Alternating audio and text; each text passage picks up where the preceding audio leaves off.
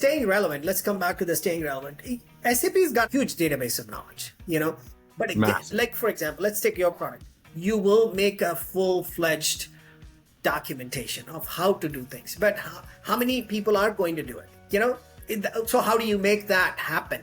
I mean, what we do is we do more of that practical stuff. Rather than giving you a PDF, I would give you 5-10 assessments based on that PDF. And I would not give you all of them in one shot. I'm going to give you this and be like, okay, I want to see the result. And then again, this is like a school because they want you to hold them responsible for things. That's what we do. And again, we come back and test it. You got to test the skill. If you're going to train someone on something and if you're not testing, how'd you know?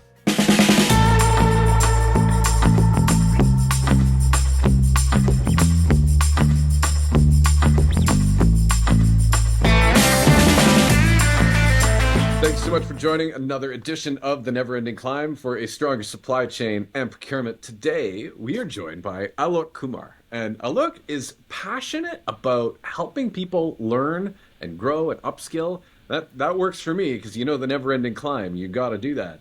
And he does this with this bespoke training for teams that are rolling out, upgrading, etc. ERP systems like SAP, Workday, and others. Alok, thank you so much for joining us today. Yeah, thank you. Thank you for having me. Yeah, I'm excited. Well, so am I, because this is such an important thing. Like, there's so many things that go sideways because people put the big bar across the bottom that says change management, and no one knows what the hell that means, right? But a big part of that actually means that you've got to go help people understand what they're doing. Yeah. And I think there's something beautiful that you guys are doing with creating that bespoke training for those companies. Right. Because not everybody has a training development team. And right. You're able to go help companies create training for them based on their business, not just the vanilla, like, here's about the product that doesn't say anything about their business or how they use it. Correct. I'd love to hear a little bit more about that. And how does that training, what strategies you're finding in helping take these complex kinds of topics and systems and then break it down for learners to ways that they can digest it? Yeah, absolutely. So as you just said, every business is different, and that's where we come in.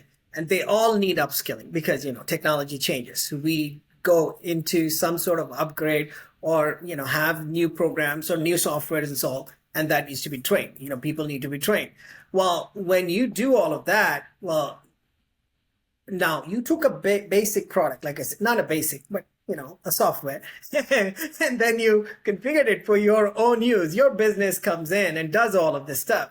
Now, if you go take just that basic training, you're not gonna, your people are not gonna learn how to use that for your business. You know what I'm saying? That's where we come in. So how we do it is very simple.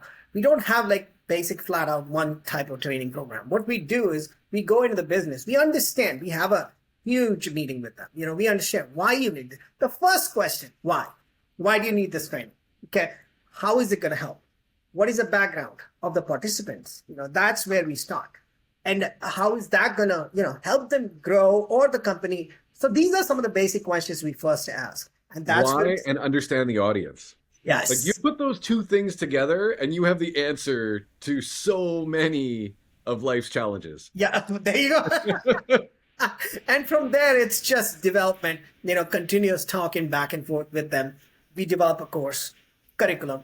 We develop everything in-house. Everything's done in-house. And then we obviously have our experts who are developing that with our content team.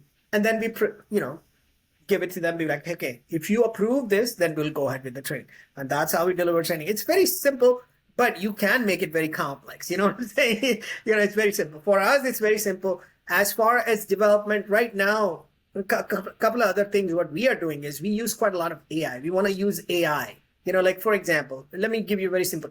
We are having this meeting. Now, let's say there is an AI running in the side chat, which takes all these conversations and generates all the proper documentation and all that stuff based on the database for that company. Yeah. Not for the whole, SAP world, because they don't want all that, for that company. So we are working with them for that. You know what I'm saying? So we have how can you use technology to work for you is what is our goal. That's what we do. I love it because there's so many opportunities to go take technology and bring something that, years ago it would have been damn near impossible for most companies to be able to consider this. But now it's just mildly difficult, right? Especially Yeah, when you've got good help. And I think that expertise makes it within reach. It makes it achievable. It makes it attainable, but you got to know who to call. When we consider how fast technology is moving, we think about how do you help keep up with the landscape of all the changes, how training is evolving, and how people are consuming training these days. absolutely. How are you seeing businesses keep up, and what advice do you have for leaders that need to make sure that they understand how ready their team is and then help them with what they're missing? So, first of all, I always say it's not just one time in and out. We don't go in, train, and come out, and that's it. It's continuous learning. The word was made for a reason, and we are the example for it. We push that. It's continuously working with them. That's the main thing. Making sure they learn, making sure, and our trainings, most trainings, as you can sometimes see on YouTube, they're just like a PowerPoint presentation and somebody's talking behind the scene. You'll fall asleep. So we follow that 80-20 standard where 80% is hands-on, just absolutely hands-on. And yeah, we say this, but we still do it, is that we try not to be a school, but at the same time, we give a lot of labs. But then we hold them responsible to do that. Here we go. This is your labs. For the next session, we want this completed.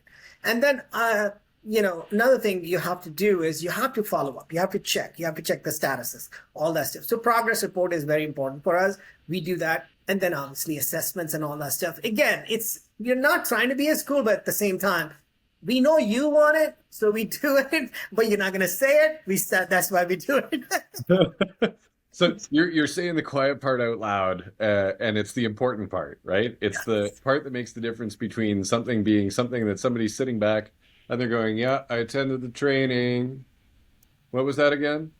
And somebody that can pick it up and execute when they're Right. done because they've actually got their hands on, right? The Right. number of people that they can click through next, next, next, and they get to the multiple choice question at the Yeah. end and they try it 3 times and the third time Yes. they get it right. And then they call it a day, right? The contrast between, average to poor to what good looks like, I think that's one of the really important things that you're really dialing in. And Right. I mean, it's no secret. I'm all about the never ending climb of you've got to build yourself better so that you can be your best self, so that you can show up and bring your best to all the people that you know, love, and care about and Right. leave the world better than you found it. And that really drives this idea of continuous learning, of always pushing, always learning, always stretching, always getting outside of your comfort zone. And it's Yes. amazing, like some people's comfort zones are still tiny, but you stretch and push and stretch. And before you know it, they can do things that they never thought were possible. And Right. it's so true with new systems because there's some people that are still scared they're going to break it. And so when they get a chance to go actually do it as part of the training, it's so powerful. I love that. Yeah. I mean, there's something about like overall vision that you have for workforce development and how technology and education is evolving. How are you seeing team members and the training that they need staying relevant over the next decade? Well, currently we ask them to get trained. Well, most people, what we see how they stay relevant is either Learning Hub, which is what they use, which is not as effective as they use. What we recommend is obviously our platform, because we update that every 6 months. Well, yeah, that's fine. But Yeah. to justify that you've done something, yes, SAP certification is very good. But again, Look, you and I have both met SAP certified consultants that still can't solve their way out of a wet paper bag. So the certification is interesting, but the results is a lot more required, right? That's where it's at. it's just a justification for themselves, I guess. You know what I'm saying? Well, I know this subject, but yeah, I don't recommend. I've never ever seen anybody's certification when I do an interview myself. I don't care. I absolutely don't care how many certifications you have. All I care about is, what can you do? And Oh, I will. I've got one more thing that you should care about. If you're talking to somebody and they use a sentence that sounds a little bit like, I'm SAP certified in ABCD, I know what I'm talking about. That to me is a giant red flag. Like, Yep. run, just Yeah. end the interview right there and move on. No, Those are I'm always those are throwing dangerous. situations at them. Okay, if this is the situation, what would you do? You Oh know, yeah, give me a scenario. How would you yeah. resolve this? Because that's when you're gonna find out. Did they What pass the exam, or do they know what they're talking about? Because these are exactly. not the same thing. Yeah. No, yeah, that's what I've learned in all these years myself. But staying relevant, let's come back to the staying relevant. SAP's got a huge database of knowledge. But again, it's like, for example, let's take your product. You will make a full-fledged documentation of how to do things, but how many people are going to do it? So how do you make that happen? I mean, what we do is we do more of that practical stuff. Rather than giving you a PDF, I would give you 5, 10 assessments based on that PDF, and I would not give you all of them in one shot. I'm going to give you this and be like, okay, I want to see the result, and then again, this is like a school because they want you to hold them responsible for things. That's what we do. And again, we come back and test it. Yep. Skills. You got to test the skill. If you're going to train someone on something and if you're not testing, how'd you know? Yeah. You know what I'm saying? That's just one way learning, I mean, it's not even learning one way, teaching, it's just teaching, but that we are more of result oriented. So we establish our success based on how many assessments they were able to complete, how many labs they were. I know it sounds like a school, but if you think about it, and capstone projects, case studies, all this stuff. And then at the same time, we go back to the customer and ask them, how are they doing if they still need upskilling? So this is where we make sure that thing happens. You're dialed in on one of the most important things, though, right? Like, you got to be able to measure it. It Yeah. comes down to that measure what matters, right? Yes. And it's not whether or not somebody can pass a certification exam that really is going to matter. It's whether or not they can apply it to your business. And I Yes. think that's such an important contrast. And I think when people are evaluating, and there might be a few procurement people listening that are trying to figure out how they write the RFP for this, right? Right. Because there's often a dollar amount where a sourcing team needs to be involved.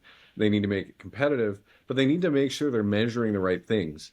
If you are trying to work with a procurement team to help them understand what good looks like for buying enterprise training like this, what are some of the most important things that they include in it to tell the difference between the vanilla ice cream that nobody really loves it, but it doesn't necessarily really do it for some folks, and the something that's a lot more focused, a lot more specialized, and dialed into what they need?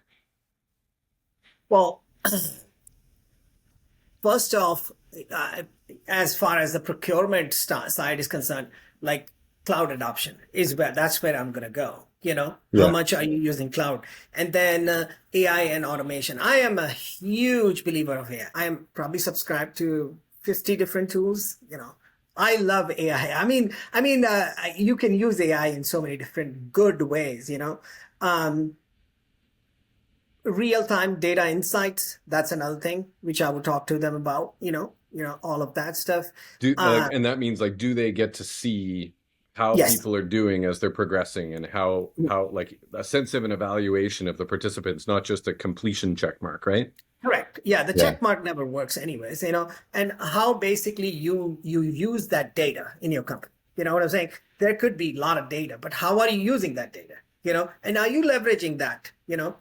For example, in my company, because we are a net tech company, I go through so much data, it's not even funny. Not micromanaging. I'm not talking about that, but I use that data to make it better. You know what I'm saying? So that's like, okay, if you use these many calls, or if you did this, what, why, what time, all of that stuff. I've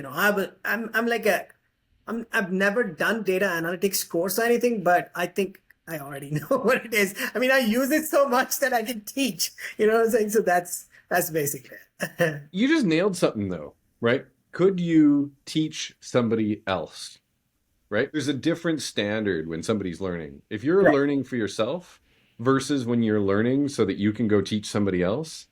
And I think that the type of assessments, the type of hands-on work that you're driving through the approach that you use is so key because you come out the other side, not just having listened to a PowerPoint, not just having watched a video, but you got your hands on it and Correct. you're getting ready so that you could do it or you could show somebody else. And I think Correct. it's a massively different standard. When you read so that you can remember a bit versus when you read and learn so that you could teach somebody else, it's a huge, huge, huge difference. And I, Yeah. and And I also, want to celebrate that. Like, yeah, I think we got to call that out as one of the most important do ingredients. this again. Oh, yeah, right there. I mean, another thing what we do is like, yes, they are doing hands-on, but when we are doing all this hands-on when training, this environment what we build is exactly the same as what they are going to do. That's what I call bespoke training. It's a customized training for you because here is what's going to happen.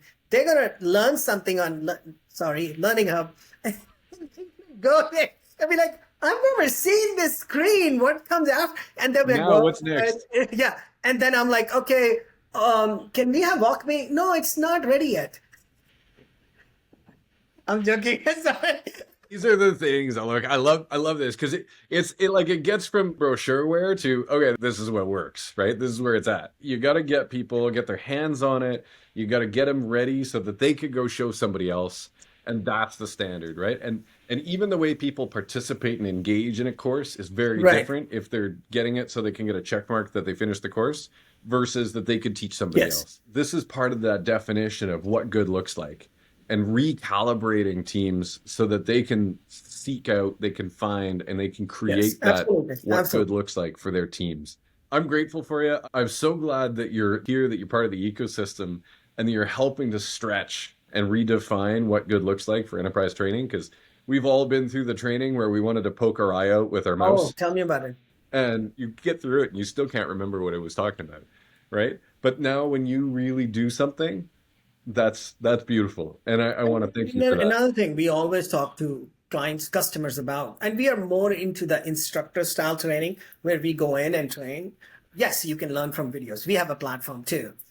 All that stuff. We can have another conversation on that.